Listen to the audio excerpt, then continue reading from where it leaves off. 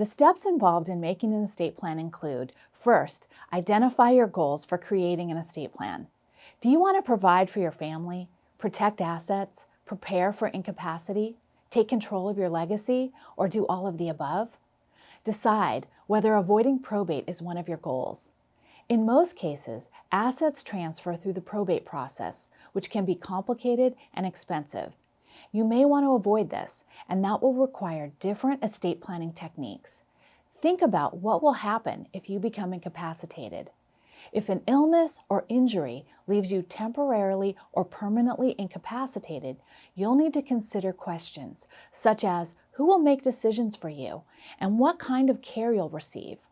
You'll also need to think about who will provide you with care and how you'll pay for it. Next, list the assets you want to include in your plan. When making a plan, you need to consider all of the money and property you own, either independently or jointly. Third, identify the loved ones you want to provide for and protect. There may be many people in your life who you need to consider in your plan, including a spouse, children, friends, and even pets.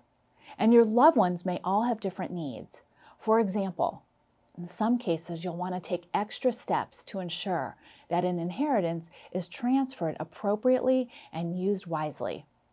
Finally, determine what legal tools you'll need to use. You may need to use tools such as trusts, a power of attorney, advance directives, and a last will and testament to accomplish your goals, provide for your loved ones, and prepare for incapacity. We help you with all of these to create an estate plan that's right for you.